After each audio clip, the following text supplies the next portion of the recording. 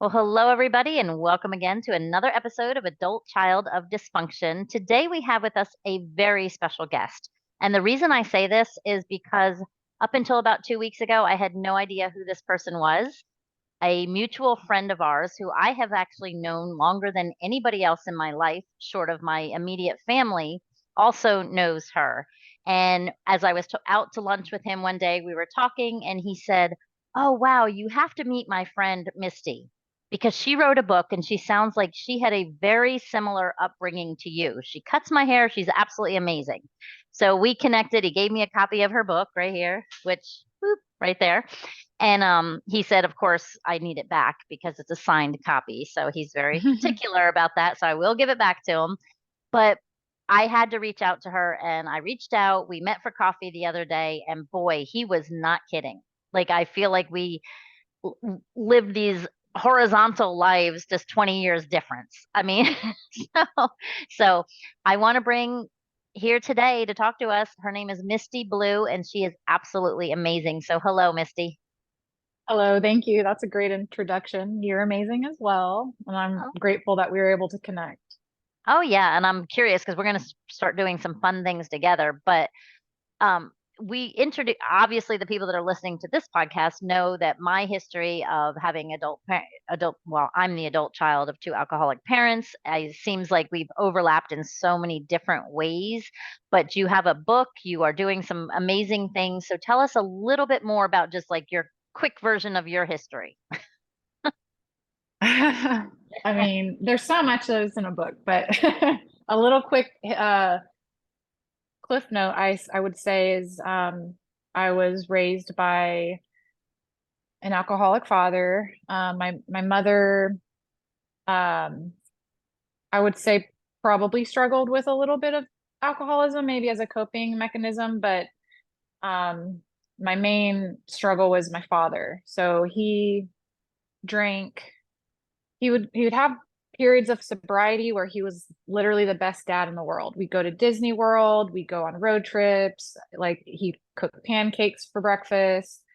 Um, but then there was also that other side where he wasn't sober, and when he drank, and there would be fights. Um, I have a lot of ruined holidays and many memories that I remember and don't remember. So you never really knew what you're going to get. And that went on for my entire childhood. Well, I guess my entire life. And then in the last 4 years, he recently passed away with cirrhosis of the liver. So, it's unfortunate that he was never able to get healed and find that right, you know, healing, I guess, and get in a better place. But I think this is a great topic of awareness to discuss, and I'm thankful you had me on here today. And it's nice to connect with other people and share stories and not feel alone. Absolutely. And you mentioned, and one of the things I like, and I'm going to just kind of pull from some of the stuff you say, just to kind of use it as Mhm. a getting out there point. You mentioned the fact that there was like periods of sobriety. So were they Mhm. days or were they like weeks and months and years? In the grand scheme of everything, it's hard to say. I think they would vary. I believe there were. I imagine there's a time where he was sober for a year or so, and during that time, um, we'd go to church, and it would just be a whole different life. But then all of a sudden one day the drinking would happen. So I would say it was the drinking was more of the issue. That was the more length of time. Those breaks were always nice, but they were kind of short-lived, and you never really knew when, how short-lived it could be. But because of that, it's conditioned me to be hyper vigilant and hyper aware of my surroundings to the point where even today I notice absolutely everything. So I am trained to pick out when anything's off, because I had to, because as soon as I could see or hear or like any little shift, I knew what the night would turn into. And that has something that's carried over like into adulthood. Absolutely. And I think we were talking when we were having coffee the other day about some of those some of those warnings, like how long it took to put the key in the door. It was like Mhm. if I knew if the key scratched more than 3 times on the door, I better hide Mhm. or just be prepared. If the key slid in real easy, then I was like, okay, it's going to be a calm night. This is going to be cool. So I would quick run out and enjoy what I could of that moment of peace until Mhm. obviously by 8 o'clock it was right back into the cycle. But and I for the people out there listening, I know we talk a lot about, just because you stop drinking does not mean that your issues are gone. Mhm. So Yeah. there's that emotional sobriety, which is when you've actually done the work to heal the problems that made you start drinking anyway. Right. And unfortunately, that generation, that time period, mental health wasn't something that was discussed. People weren't just going to therapy. My dad never went to therapy. I would say he probably had something undiagnosed, like perhaps bipolar. Hmm. Um, but he was also in the Navy, so there could be some PTSD. I'm not really sure, and that's not my place to diagnose, obviously, but um, when you're not treating the underlying root, or whatever's going on, even those periods of sobriety, though they were great, like you said, it's only a matter of time till it can come back up if you don't go through that process of doing the work and healing and get like that deeper level of help. And I look at it like, I think my dad went through, I think 15 years of sobriety at one point, Oh, wow. after I was an adult. And it was it was really enlightening because I loved the time that I spent. Well, I mean, I always loved the time I spent with them, but that time I really loved the time I spent with them because there wasn't that, oh my gosh, what's it going to be like? Are we going to have a family picnic and everybody Hmm. end up drunk? But at the same time, like I knew in those 15 years, it was a fight for him every day because he was Hmm. battling major demons. I mean, being sexually molested as a child and, a broken marriage in his home and his stepfather never really taking him under his wing and like all those different things that now we'd be like, okay, let's go get help for this. But back then, you're right. It was just tuck it under the Hmm. under the rug. And they just assumed if you stopped drinking, you weren't an alcoholic anymore, which could not be Right. farther from the truth. There was a time period in my life, I want to say I was about 21 or so. That's when I had my daughter. So it was a little bit before then. My dad didn't even know I was pregnant yet, and he basically told me he was going to die. That he said he had cirrhosis back then, and then he disappeared for 2 years. Oh, wow. Just, it could have been a year or two, but it was a decent amount of time, and like I'll just never forget because like we honestly like we didn't know where he was. His mother was still alive and she was worried sick. We all just kind of got to the point where we thought he passed away somewhere. And Mm. one day, I have my daughter and who's born that he doesn't even know about, and he just calls out of the blue as if not a day went by and was like, "Hey, how's it going?" And I was like, "You need to call your mother." Like, Right. what the, Did you ever find out where like, did you ever find out where he went? no, I think he just kept on drinking, and I don't know where he went, what he was doing. I'll never know, I guess. That's But wild. So that's wild. So I know your relationship was obviously not great. Did you kind of reconcile after that when he came back in with your daughter?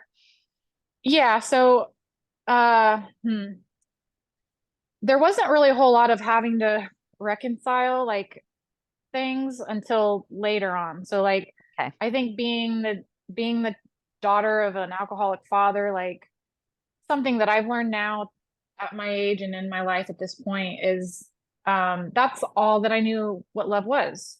Right. Love was chaos. Love was the roller coaster, the up and down. My father loved me so much. I had that side of him, the sober side, and he had the biggest heart ever, and then there was that other side. And so that's that trauma bond, that cyclical bond. And so it almost trains you to like wait, for the good or feel like you have to earn the good or, it really does have a long-term effect on you. And so that was just kind of what I've always done, like forgive, forget, move on. I loved this was family. And my whole family back then, they just kind of turned the other way. Nobody was like, "Do you guys need help?" Like, Right. there was abuse. There was abuse and people back then they just didn't get involved and so later on down the road, like that's kind of how my relationships would go too. It was, like, oh, this is love, that up and down roller coaster.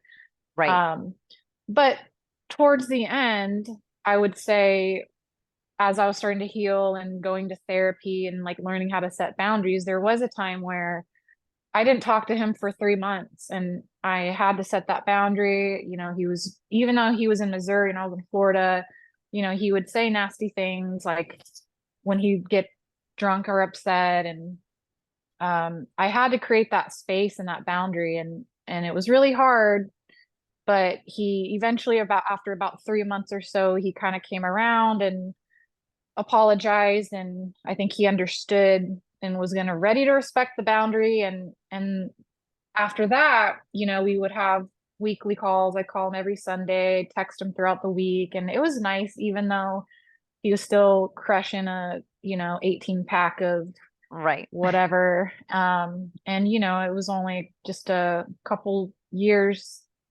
after that he'd pass away. So at the end of the day, like I'm grateful that we were in a good place because I know a lot of people do cut those people out of their lives and perhaps I should have too, but um I don't know.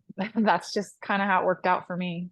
Well, and I tell everybody there's no right and wrong. You have Right. people on there that will say, "Oh, you're married to a narcissist. You have to leave him. There is no other option." There's Hmm. no right or wrong. You have to do what's right for you in that situation. And I just tell people you have to do what's right for you, not Hmm. necessarily what's right for them, but what's right for you because Right. that's your saving grace. So if Yeah. you resign yourself to the fact of, okay, I'm staying and I'm going to keep, this is I'm talking about a relationship, of course, not a parent, Hmm. but I'm going to stay, then that's a choice you make. And then Right. you have to learn how to adapt and how to deal with that. But nobody can tell anybody what's right for them. I Hmm. mean, yeah, it is a blessing. He got to meet your daughter, Hmm. you And know. everyone's story and situation is going to be so different, so Mhm. So, and there was I want to add um when he was on his deathbed, um he would not let go. He held on. And I remember one of the nurses saying, sometimes they are afraid to let go, and you have to literally tell them, like, it's okay. mhm, So I was like, that makes sense to me. All right. And I know my dad probably had a lot of regrets and I mean, he was only 63. Like, I feel like I can't imagine what could have been going on through his head, when the mhm. reality hits and there you are, taking your last few breaths. So that was, I feel like a big gift I was able to give him. And one of the last things I said to him was, I love you and nothing matters, and I'm only going to remember the best, and he passed away right after that. So I feel like, you know, it was also for me too, to like let go of that and to Yeah. like kind of heal and just to be in a more peaceful place with the whole, I don't want to say situation, but as a The whole, like, situation. Yeah, no, it is the situation. yeah, I mean, that chapter or whatever, like right. it really, it was a lot. So So I know you're kind of emotional right now, but you said you wrote a poem. Can you oh read it for us? yeah. I want to hear it. Yes. So this poem is in my book, which my second edition is coming out shortly.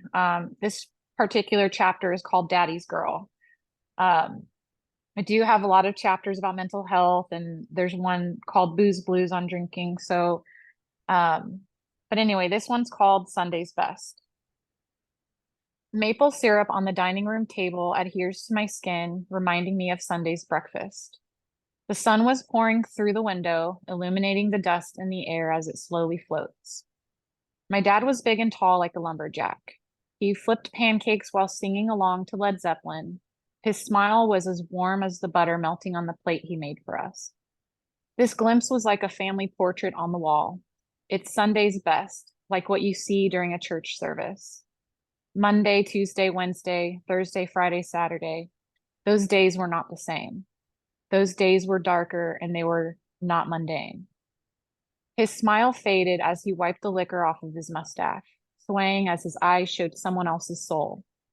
Our bellies were not full from a happy family dinner, but a deep, aching pit of fear. My legs would shake and my heart would race, wondering how the night would end. Who would get hurt? I would hide in my closet, picking glitter and Barbie shoes out of the corner as I heard screaming. Something would break. As the night became quiet and we all slept till morning, we would wake up to Sunday's best version of him. He remembered nothing as he kissed my forehead and went to work. I always remembered everything he didn't. In the end, it was my turn to kiss his forehead and for the last time. His skin was cold and yellow, and just before he took his last breath, I told him I would only remember Sunday's best. Oh, okay, that's gonna make me cry. I held it together. You did. I am very impressed because I'm sitting here It's like, okay, that's gonna make me cry. But there's so it many still gets people me out some. there. Yeah, no, I'm sure it does, but that's beautiful. And that again Thank is you. in your book called Garden of Blue. Is the Hmm. second edition, is it still going to be Garden of Blue, the name? It, yes, and by Misty Blue Day, which is Mistiblu and then Day, which is my real name. Okay. That's that's what my dad named me. So in the show notes, Um, I mean, we're going to put the link to the book unless you want to wait hmm for it. So the new one is coming out on your birthday, you said. which is August 21st. Okay. Um, and then yeah, there's a lot of new books I have in the works also. I'm making an apothecary book. It includes a lot of recipes. This is great for people who are interested in not drinking, maybe having more like wellness mocktails. So there's a lot of recipes for that. So that might be fun for some people. Oh, that'd be fun. We'll have to have a mocktail party, like an essential Oh oil yeah. party with the Oh mixology yeah. book. That would be super fun. Yeah, no, we're gonna have to, I can't wait to read. I have it in my hand and I have to return it to Joe, so I absolutely have to read it. But for the people out there listening, I mean, I could put myself in that situation, especially the things that the Mhm. comment that you said, I think that resonate hit with me the hardest is I remember what he didn't, Everything. Yeah. everything he didn't. Hmm. And that was, that's what got me started writing my book called Oh Surviving wow. Alcoholic Parents, because there were so many things like as a child growing up that you just don't understand. And one of them was Hmm. blackout drinking. So, like, Yes. horrible things were said, horrible things were done, things that were unforgivable. And then the next morning it was like, hey, have a good day. See you tomorrow, like, or tonight. And you're literally sitting there like you got hit by a 2x4 because, like, how do you not apologize? How do you not acknowledge what happened? And it took me a long time to understand that they truly didn't remember. Yes. And so I think that also, like, when you think about that and you apply it again in the future, now as you're an adult, those that has really messed me up. And I think a lot of people, especially in relationships, because it's trained me and forced me to be tolerable, to like unconditional tolerance for relationships and people in my life, because I could watch horrific things happen at home and then everything was fine. We're family, we love each other. It's great. So it's something that, later on down the road, that's why I think it's so important for people like us to do therapy and do the work and heal, because it's a pattern I did not pick up until much later in life. Right. And for those of you that are watching this on YouTube and not just listening, um, she looks like she's about 24. She's not. So how old are your children? You have a child that's older. Yeah, so I'll be turning 40 next month in August, but I have twins that are 21 and then my daughter is 18. Yeah, So so I I look I and was a young mom. but I Started mean, young. regardless, if people are looking at you, they're like, wait a minute. So if they're trying to put together a timeline, they're thinking you're 25, you're not. So that Uh, So, because that's what I'm looking, going, okay, so she's got now, so your children are grown. And I know we talked about Hmm. that is really when your whole healing journey really catapulted, because you now had the time to, one, sit with your own emotions by yourself and not be running around crazy as a mom of three children. But Right. also, I mean, eh, there's a lot of transition in there and a lot of self reflecting and everything else. So is that when your journey kind of started? Yes. So I feel like being like being a single mom, of three, especially, you're just constantly go, go, go. And I had been in and out of relationships and, just juggling, trying to make ends meet in school and trauma and all of that stuff. So it's like for a really, really long time, it's almost like you have to self-sacrifice, put your own self on the back burner and like, just go. And it kind of does keep you on autopilot and um, not that any of those are excuses because I definitely, I wish, if anything, I wish I could go back and have started therapy a long time ago. But yeah, I would say like the older I've gotten, I've always been really like my self-care and like healing is one of my priorities. So I'm always, listening to podcasts, reading books. I'm constantly trying to educate myself and going to therapy. And the cool thing is like now that my kids are older, like I love passing on that information to them. Like now that I'm like learning stuff, like I used to be such a people pleaser and I noticed like my kids were people pleasers, where they were turning into people pleasers. And I'm like, whoa, like you have no backbone. Like, what are you doing? You got to set boundaries and stuff. And I started to catch on that my people pleasing, like, was a toxic habit that I had developed, needed to go away. And so it's like, as I was kind of healing and learning, like I would keep them up to date and like, okay, now, okay, guys, we got new information here, Right. and then help them to not be people pleasers too. So it's kind of been a journey together. But I wouldn't change it for anything. I feel like once you start going down the path of just healing, it's amazing. And everyone will say that. It's hard, it's messy, it's scary, it's ugly, but it's so worth it. And the harder it is, the harder, like if you get to a point where you're like, okay, I'm really stuck and I need help, like help me, the more work it takes and the harder it is to get to the other side, the more rewarding it is, Oh without a yeah. doubt. Those bigger hurdles that you're jumping are absolutely amazing. Uh, um, and for the people listening as well that have younger children, it is never like, if you're aware of the habits that you've developed and everything else, that it is never too early to start talking to your kids. Now, you don't, if your kids are Mhm. 6, you don't have to be like, oh, grandpa was an alcoholic and blah, blah, blah. But you can you can start teaching them that resilience and that I Yeah, I self did. compassion. Yes. And you had the foresight to do that, where a lot of people, are in their 50s and 60s and don't even know. They're just now Yeah. becoming aware. But the earlier you become aware, the more you can pass that to your children, because children learn by modeling. They don't Hmm. learn by what you tell them. They learn by what you show them. And that's where you have to decide, like, do I want to be the generational curse breaker of the family and stop here so that my kids can have, a better perspective or, maybe not want to go down that path.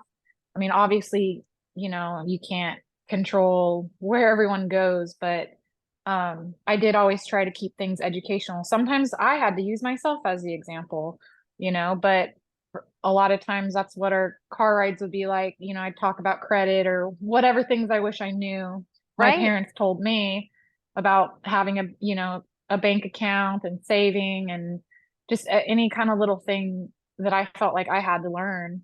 I just would, that's what our car conversations would be like on the way to school. And that's perfect, because even, when you incorporate all the small talk and all that into there, then the bigger issues are easier too. Like just Hmm. constant, I tell people with kids, just constant communication. And your kids know, like they see, kids are so smart. You think you're hiding all this stuff from them. Sometimes, not you, I'm not saying you in general, but I'm saying just people think they're hiding all of this stuff from kids, and they're so Right. intuitive and they're so smart. And so I love that you, like you said, okay, this is what happened and this is what mom's learning. And because a Hmm. lot of this, you have those same traits. I say that all the time. Even if I had never picked up a drink, my kids are para-alcoholics because Hmm. I only have the traits of one because that's what all I knew. Yeah. So and teaching And them that there is the generational thing of addiction, and that is a thing, and your DNA physically changes and your brain shrinks from trauma, and there's all this science behind it. And I mhm. love the science too, because especially when you're explaining it to kids, when you give it science, it gives you're able to give yourself grace. Like, you're not Oh saying mom yeah. screwed up and I screwed you up. You're saying this happened to me, it just is a thing. So it's no difference than being a diabetic and having to control your Mhm. insulin, literally, you know? It's Well, and I never sugarcoated things for them either. Like, of course, I would try to translate it to their age range that would be understandable. And but I wouldn't like lie and say, "Oh yeah, grandpa's sick." Like I would tell them the truth. Like, this is what happens when you drink too much. When you're 21 one day and you can start drinking, like this is a disease. It could cause Yep. this disease. Like you have to there's you need moderation, like there just obviously can go on that, but just kind of breaking it down in like a real way, I think was helpful, because then it's like that's something that they can think about as they get older and are facing certain choices. Right. And you can't force anybody to do anything, think anything, be anything, whatever. You can't change people, but you can make them aware. Because don't you wish, Right. I have people that hold up my book and they're like, I wish someone had handed me this book when I was 12 years old. Hmm. Because you don't know what you don't know. So kudos to you for becoming so violently aware. Sometimes, I think we were talking about it the other day. Sometimes you're too aware. Yeah, it can be exhausting sometimes, but it's all about the balance. That's why I try to do things that bring me joy. Like I love being in nature. I love traveling and kayaking. I love art. I've recently started doing ceramics, and which has been really cool. Another thing I think as a result of having complex PTSD is like sometimes if I'm watching TV, like I'm not watching, like I'll just dissociate, zone out, and I'll be thinking about stuff and I don't even realize it. And so now that I'm doing ceramics, I've noticed if I am watching TV or movie, I can actually watch it because my hand, like my mind is working on the ceramics and something tangible, and I'm not like in the different places, if that makes sense. Yeah. And dissociation is such a big, it's a skill. It's a coping mechanism. I mean, I'm a huge Hmm. dissociator. And so people, like But we kids don't even, always want it. Sometimes we want it turned off. yeah, Like sometimes sometimes it just happens. you just have to turn it off sometimes. But yeah, it's like Yeah. I can see. So it's again being aware. Like, when you're zoning out, you're scrolling, doom scrolling for hours and hours on the internet, and you're just literally shutting yourself off, and it's your way of shutting down. Yeah, So that is a form of dissociating as well. I think a lot of people don't recognize it, but I had read that somewhere and I was like, wow. So a lot more people I think do it on that level, if you think about it. So I don't know, I'm just trying to practice being a little more mindful and just doing things that are more fulfilling. Like doing art and writing and all of that. It's definitely healing and more peaceful and gives a absolutely. little And more this is balance. and it's a journey. So how long ago would you say you started really diving into this self-care thing? 5 years ago? 6 years? Um, let's see. Well, I quit drinking 7 years ago. I want to say Okay. that's probably when, Okay. because I had been sober curious for a while, like where I would go 3 months or 6 months. I think I even went a year once.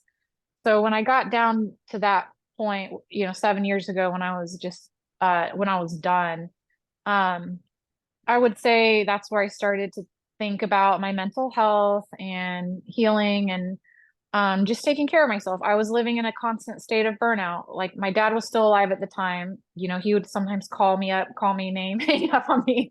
and like text me nasty, mean things, and just again being in unhealthy relationships, and and just trying to survive really.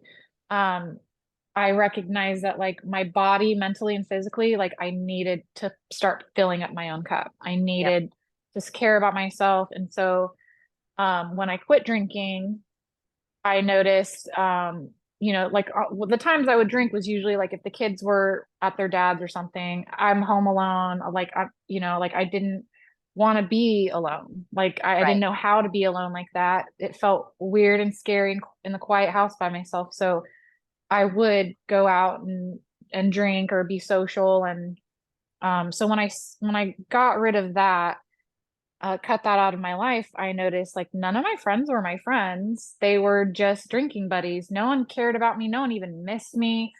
Um, Life just kept going on. And then, so I had to get creative and start thinking of like, well, what else, what should I do? And people wanted to be at the bar or do something revolved around drinking. So kayaking and doing all these fun things. No one was interested. The people in my circle anyway. So I started doing all that stuff by myself, and that was like a huge way for like self-care is just like Mm. making time for me, doing things that I enjoy. Um, and then eventually like making a new circle of friends with, where we're all more in an alignment. Um, and the cool thing too is like with the kids getting older, like sometimes they like to hang out too now. So, but yeah, in the beginning, I remember doing a lot of self-care stuff. And it was just like a big missing piece of my life, I think. And so that's something I don't think I could ever stop doing now that I like now that I do that. Yeah, absolutely. And you're probably like, wow, God, why didn't I do this 25 years ago? Like, again, why didn't Mhm. someone tell me? And that's why we do what we do, so people can become aware. Like, Right. So, you know when things don't feel quite in alignment. And it is funny that you said that, because as soon as you do stop drinking, you do find out who your true friends are, and you Mhm. don't need them. And that's one of those boundary things. Like, And they were boring when once you took the alcohol out of it, I was like, they're all boring. Like, what are right, you doing with your lives? Like exactly. Groundhog's Day. Yeah, I was just talking to one of my clients this morning, and she was saying basically drinking on a weekend with her husband, it was just a habit. And Mhm. she's like, I just associate, and it was because she associated with drinking as fun, because that was Mhm. when her family actually livened up and talked to her, was when they were drinking. And so it wasn't like a bad thing, but that's how she associated having fun. And Yeah. I was like, Those I little mean, habits. it Yeah. definitely is a habit, and it's feeling like you said, go outdoors where there isn't a bar, Mhm. go walk on the beach, go run your Yeah, I feet through never the did that water. stuff. I never Hmm. did that stuff, and now that's all I do. I have two kayaks. I hike all over the US. Like it's just Yeah. funny how drastically different I've become. Hmm. Even writing this book, I wrote this book and I went to school, I got my bachelor, all of this stuff I did because I quit drinking. I didn't do any of that stuff before then. That it just opens up a lot of time and Hmm. opportunity, I feel. And that's something that, I guess some people just don't see unless they're just really ready for a change. Yep. And And you I need to was be ready ready. for change. Yeah, I was gonna say, because a lot of the drinking is just, it's like a habit, but you're numbing. You're just numbing, and you're just Oh avoiding yeah. dealing with everything in the past. And it's like, sometimes it's very, I mean, that's the one uncomfortable thing for sure about when you do stop, is all this stuff comes up. You have this free time, and it's like, learn to, force yourself to make better choices with that free time. Instead of scrolling, Hmm. read a good book, read something positive, do some affirmations, do some yoga, do something, when you have that The time. physical aspect is so helpful. That's another thing too. Like I could never like work out or like I mean I have heart problems, so it was a challenge already, but like no one really likes to, if you don't work out or run, you don't like it. You hate it. You're Right. not gonna, it's not fun. And I remember just like feeling just like not at ease, not at peace, and just having that restless, like that anger, that pit in your stomach, the anxiety. And I was just like, I have to get this out. And so I remember when I started running, um, which this wasn't too long ago. This was like about 2 years ago, maybe, or no, or yeah, 2 to 3 years ago. I started running, and I remember hating it, and I just kept telling myself, "This is my medicine. I don't care if I hate it. It's my medicine. I need to take my medicine. This is my therapy." And after you get to a certain point where it's truly a habit, you don't really hate it anymore. Now I hate if I miss it. Right. Right, Yeah. absolutely. Well, that's a good tip for people, just to replace a bad habit with a good habit. And like you said, force yourself to do it, and eventually it will become muscle memory. It's like everything else in life. It's memory. It's your muscles, they do it, they get used to it. They, look at the positive sides of it instead of it being, like you said, exercise. It's your therapy. I mean, It's a release, like, you get all of that out, and then your endorphins are going, you feel good. And then it helped a lot with my chronic pain, and there's just so many benefits. But it is therapeutic, because like listening to music and just going, it's like going. you're getting that release, without crying, which sometimes I will cry. There's been times Yeah. where I've gone on a run and cried. I don't care if people see me, like it's Nope. just doing my thing. You do And you. yeah. That's awesome. That's awesome. So we have your book. Okay, this has been amazing. I can talk to you probably forever. We're gonna obviously get together some more because we live like 10 minutes away, which Absolutely. is so cool. But we're gonna put all your show notes or all of your links in the show notes and everything. But if people want to reach out to you or get your book, what is the best place for them to do that? So for my all of my social media handles are Misty Blue Day, which is MISTIBLUDAY. And then I also have my website. It's Misty Blue Dream. Well, you could also put mistyblueday.com. I got them both. And that's where you can keep up to date, like with, when the book release comes out, new books. Sometimes I'll have mocktail recipes or a cool travel post. I'll have a lot of mental health related posts. And then I have an apothecary shop. So everything will be there, easy to find. That's probably the best way. Okay, perfect. Yeah, no, I'm gonna check it out for sure. And I'm sure a lot of people are, but just because of that poem. Like that poem just kind of summarized you and your talent for writing, honestly. Oh, You know, thank you. that was really cool. So, if you could give the listeners before you go, this was super fun having you, but if you could give them one piece of advice or just some words of wisdom, what would it be? That's a good one. So just kind of remembering that you're the person who holds the key. I think a lot of times, if you have that resentment or that anger or that trauma that you're carrying that maybe someone caused in your life, whether it's from a relationship or your parent, um, we can hold on to that you know, till for all time. But all that's going to do is kind of keep that negative, that resentment, that pain, that hurt. And I just think trying to shift the focus back on yourself, that's where you pour in that self-love, finding your self-worth, knowing that no matter what you went through, that you do matter, that you are enough, that you are worthy, and that person or that trauma, just finding a way to let it go. Because I feel like a lot of us carry our trauma for so long, and it's almost like our comfort, Yeah, blanket, because it's like we that's all we know.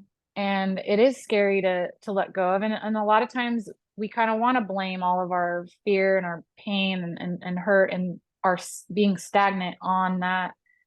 But I think for me, when I got out of my victim mentality and started to shift it to more of empowering myself, that's where the key is. Like that's where I saw the most growth and change. And again, it's up to you. So however you can find the tools, ask for help, go to therapy, find support system.